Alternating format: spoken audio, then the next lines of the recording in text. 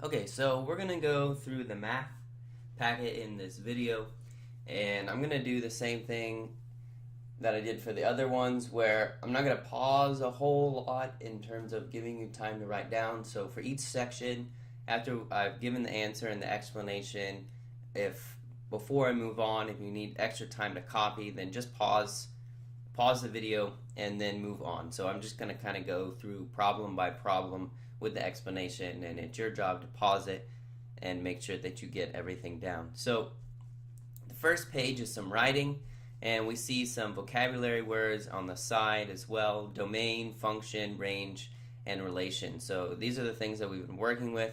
Domain being the set of all possible inputs, range being the set of all possible outputs. Relation is any kind of pairing between inputs and outputs, and a function is a special or specific kind of relation that says every input and output map 1 to 1. So it's exactly one output for each input. And remember, we've been using the metaphor of a keyboard as a function. A keyboard has to have exact 1 to 1 mapping, because you need that. If you press the letter G, then you need the G to come out on the other side, and it can't be sort of random what letter is going to show up. Okay, so two different ways to represent a relation, and I'll just list the ones that we've been doing. So one way is, and I'd prefer you to write in a complete sentence, but it's not necessary. I do want you to use the vocabulary terms though. So one way is through our X, Y table. Another way is by using a graph. We showed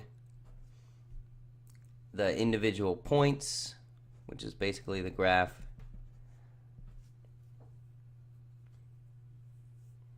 We used the circle maps with the arrows. Okay, any of these are ways to show relations.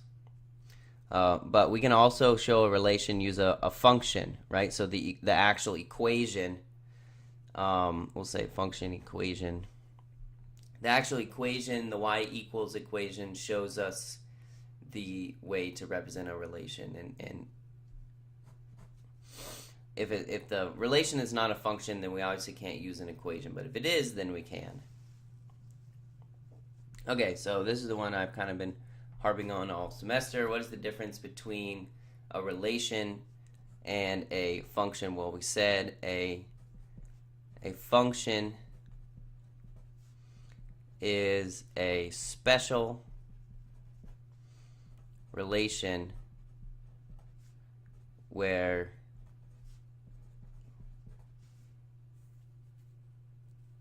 each output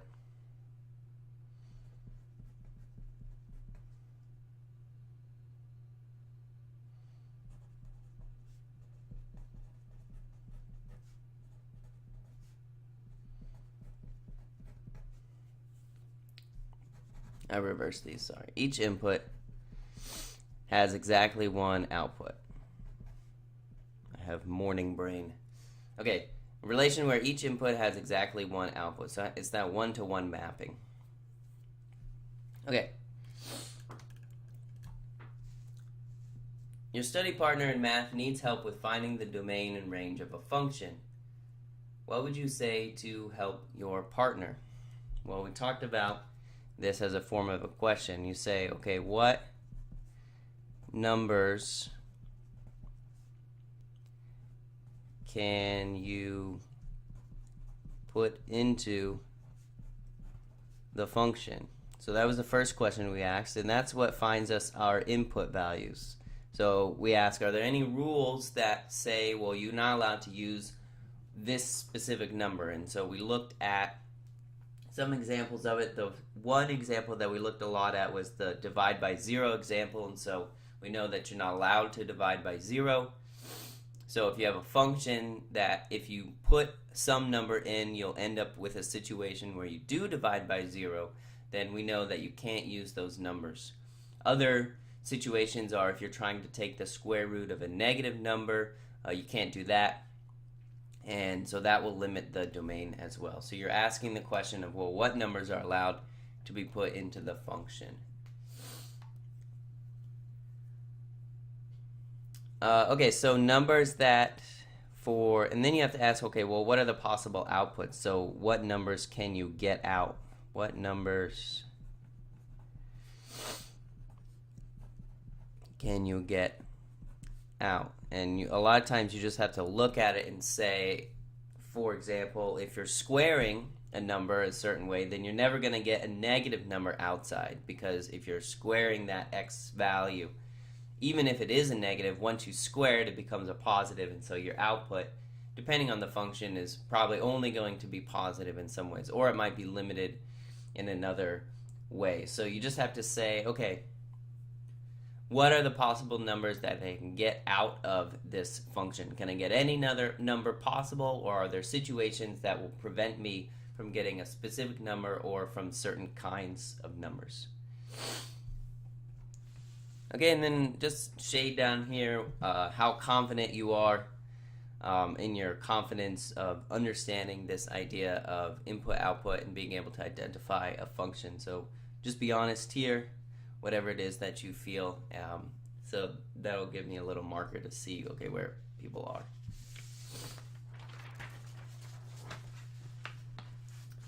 So next page, we're going to look at some not really word problems. They're kind of like word problems. They're basically how would you use one particular function in order to actually solve math problems. So I'm talking about formulas. They say formulas are equations with variables that help you solve problems in the real world.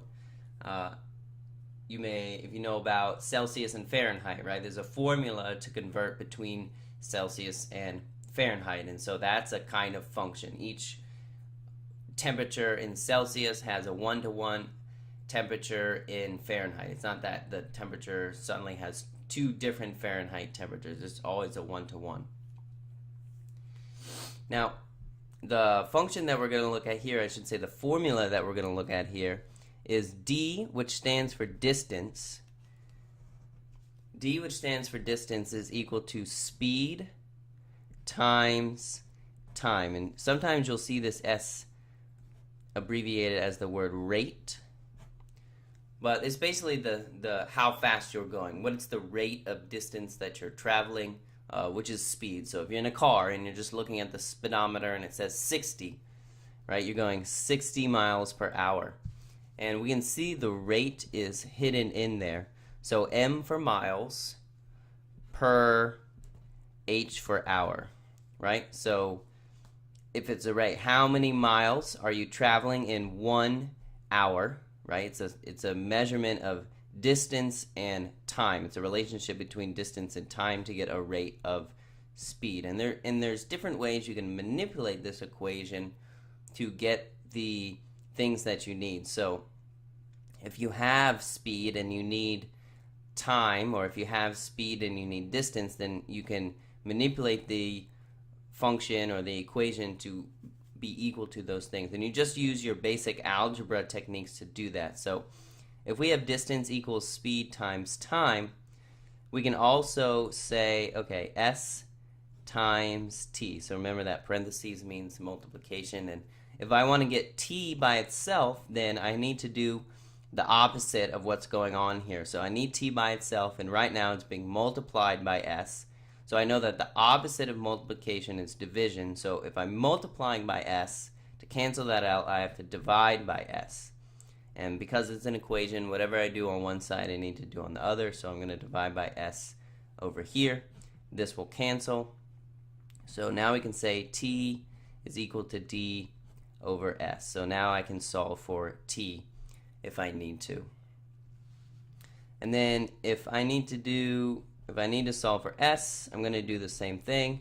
Remember, S times T, but in this case I want S by itself. Same thing though. What is S doing? Well, it's being multiplied by T. I need to cancel that out, so the opposite of multiply is divide. So if I'm multiplying by T, to cancel, I divide by T. Then I have to do the same thing to the other side. This cancels, so D divided by T is equal to S. So we have three different forms of the same function, and I'll star them. So this is one form, this is another form, and this is a third form. And if you have a highlighter, you can do that, or I'm going to box them for you. Okay, so basically all we ask is, okay, what is the variable that we're solving for? Are we solving for D? Are we solving for T? Or are we solving for S?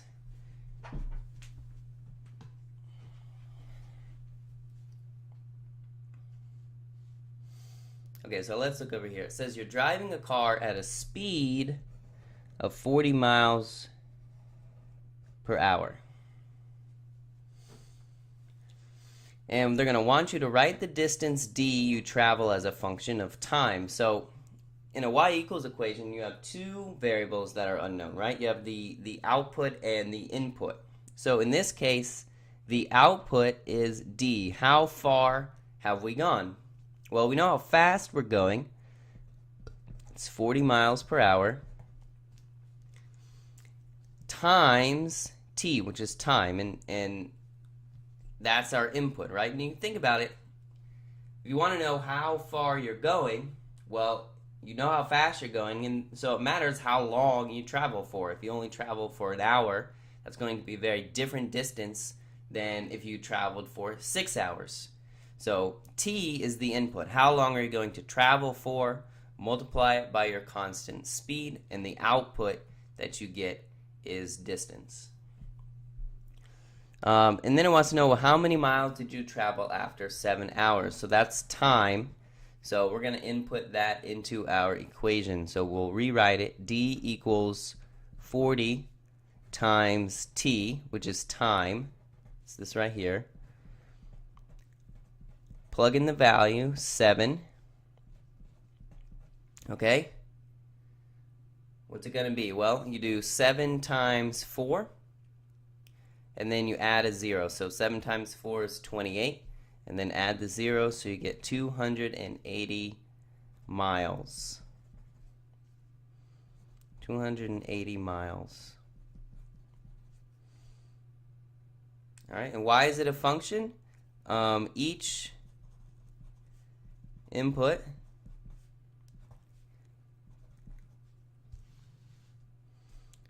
has exactly one output. Okay? Okay, next one says that you're riding in a bus for 6 hours. Write the distance d you travel as a function of speed. So distance is equal to speed, which we don't know, times time, which in this case we do know, which is 6 hours. Okay, so same thing. Our distance is our output. And then what are we putting into the function? However fast the bus happens to be traveling.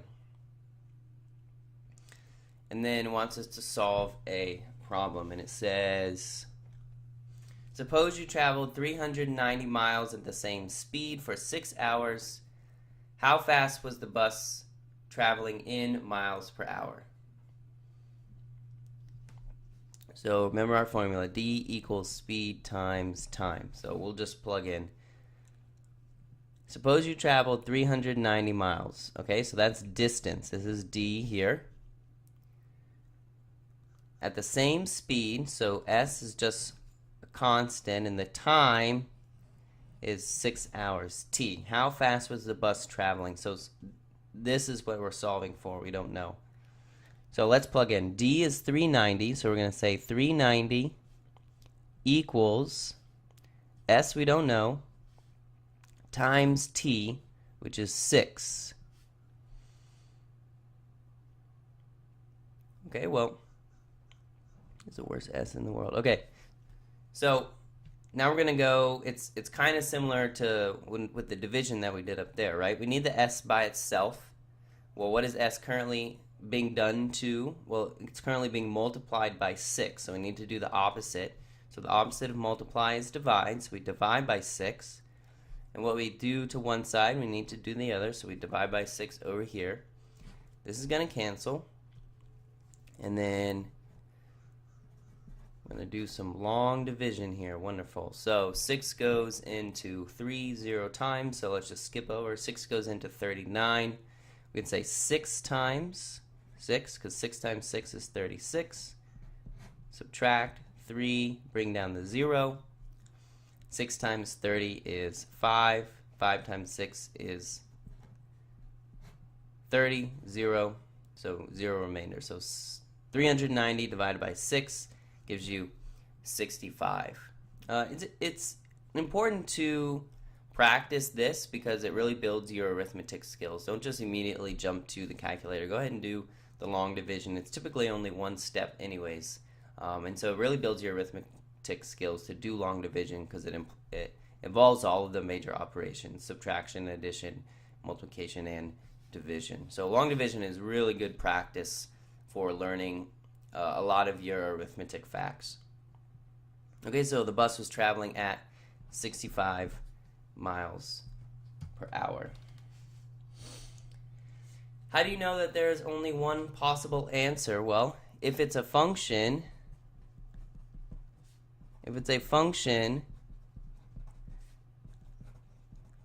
there is only one output per input, right? So if we're only putting one input in, we can only get one output, so there's only one answer. And that makes sense. If you're traveling the same speed for a specific time, you're always going to go the exact same distance. It's not that if you're in a car traveling 40 miles an hour in a straight line, and your friend is in a car traveling 40 miles an hour at the straight line, so you're both going the exact same speed. If you both drive for an hour, you're going to end up in exactly the same spot. The only time it would change is if somebody changes their speed, but then you have a different input. So if it's a function, there's only one output per input. Okay, next page.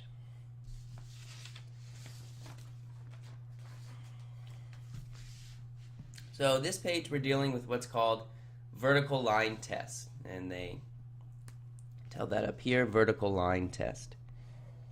So vertical line test is a nice little trick that you can use for any graph to determine whether it's a function. And the way that it works is you take your pencil or your finger or something and you move it across the graph and you say, okay, is there any, and you have to imagine that your pencil is like the thinnest pencil possible. It's as thin as a line. And you have to ask, well, is there any point as I'm moving my pencil across the graph that I cross two places on the line at the same time? So you can kind of just think about it. You have to kind of visualize that visual line, and you can use the little line markers to think about, is there any place where it crosses it twice? And don't be fooled by any graphical like glitches where it kind of looks like, well, the thickness of the line causes it to cross it twice. That's not what we're worried about. Remember, a point and a line are infinitely thin and small. So what we're really worried about is does it actually cross the graph in a significant way in 2 points? And we'll see the examples of that. So what they want us to do is say whether or not the graphs show a function. So we'll just write yes or no if it's a function, and we'll go through each of the graphs. So as we move our vertical line across this graph, we can see that no matter where we drew our vertical line, we would always only cross a single point of the graph. So this is a function. For the vertical line test for graph 2, we can see that, well, this actually fails it almost everywhere, right? No matter where we draw our vertical line, we're always going to cross the graph at 2 different points. So this is not a function, no. Graph 3 is a vertical line everywhere, though we can only have the vertical line in one place, but in that place it crosses every single point on the function. So this is not a function. And then we have a nice linear function here, and again, if we do the vertical line test, we see that nowhere, it's only ever crossing one point at a time. Right, imagine our lines are infinitely small. No matter where we cross the graph, that vertical line only crosses it once. So, and it should be obvious, any linear function, because it's a function, it's obviously going to pass the vertical line test. So which graph or graphs show a function? Graphs 1 and 4. Because say because they pass the vertical line test. And that's a valid reason. If you were taking a quiz or something and it said, how do you know such and such graph is a function or not a function, you could say it passes the vertical line test, and that's a mathematically valid reason, because it implies, what it implies is that the function has a one-to-one input-output mapping. Second question, which graph or graphs do not show function? That's 2 and 4, because they failed the vertical line test. Graphs 2 and 4.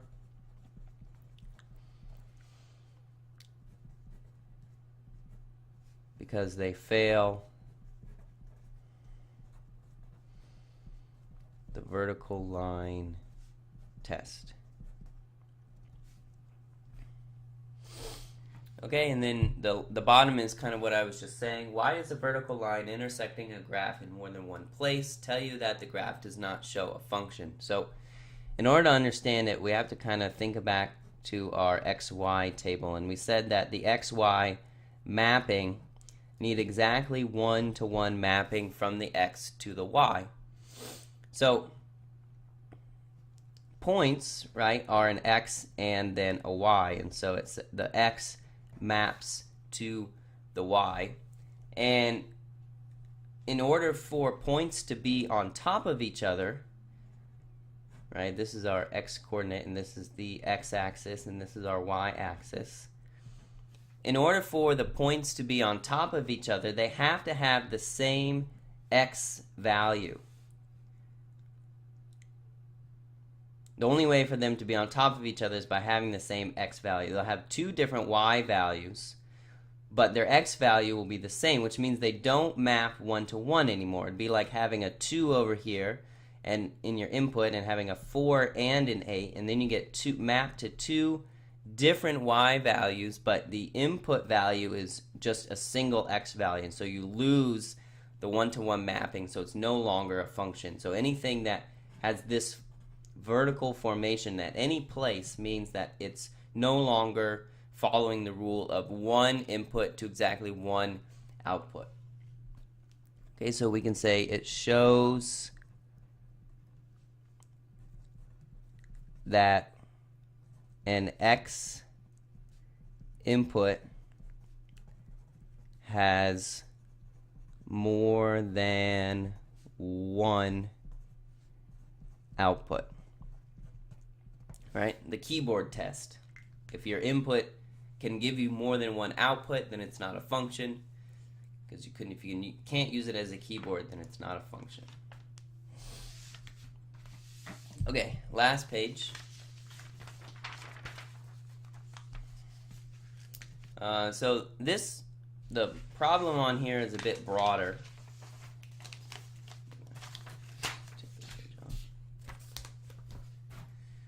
Okay, so what's happening here is sort of like standardized test practices. So what it's saying is that typically what it will do is it will give you some confusing answer choices. It's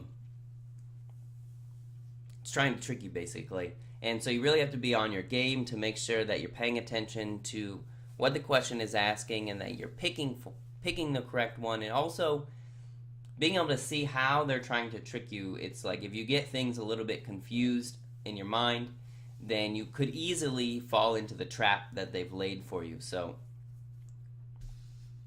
let's look at what's going on here. What they're going to want you to do is explain why somebody would pick the incorrect answer. So in this exercise, explain why the test maker might have chosen these incorrect answers for this question, and the correct answer is circle. Okay, so it's multiple choice. What is the domain of the function below? And we see 4 different choices. So let's look at this. Let's just do the question real quickly ourselves, and then I think that will help us determine, okay, why would somebody pick the incorrect answer. So what we're going to do is, for questions like this, I always recommend just making the XY table. Okay? And we have a graph, and so we have to look at our X values and our Y values. So this is our X-axis here, and we're looking at each of the x values that aligns with the points, and we're basically making our pairs. So this side is negative, so it's a little bit hard, it's very small, but this is at -5. So our first value is -5, and we make our little box. So -5 goes with 3 for our y value. And then we see here at -4, that goes with +1. Here we have -3, and that goes with +4. And then the last one we have -2, and that goes with +2. Okay, and remember that this is our domain, D for domain, and this is our range, R for range. The domain is always the set of inputs, and the range is always the set of outputs. And so since there's only 4 points, there's only going to be 4 inputs and 4 outputs. And we also know it's a function because it passes the vertical line test, so they're not asking about that. So the correct answer is A, -5, -4, -3, -2. That's funny, there's an error. It's supposed to say -2 here. Because there's no point on -1, so that's really funny. Anyways, good job. Maybe we should send them a letter. Anyways, this is supposed to say -2 because that's where the point is actually at -2 too. So let's look at some other errors that people might make. This, I don't know why anyone picked this answer choice. This is basically the negative version of the range, or if you just kind of lost track of what you were doing. This is the range but negative. This is the range, 1, 2, 3, 4. So this is the range but negative. This is just the range. And this would be the domain, but it's not actually 1. Wish they had done this correctly. It's making a poor example. Anyways, this is the domain, but if you forgot all of your negative signs, so this, remember, negatives matter. Integers are important. They're separate numbers, so you have to remember your negative signs. So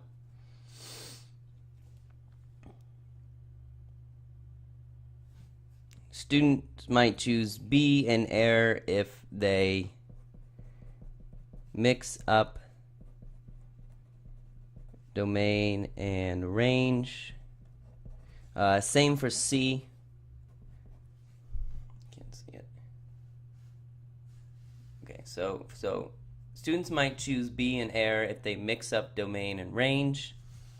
Why might they choose C and error? Same thing. They might mix up domain and range. Students might choose D and error if they forget negatives.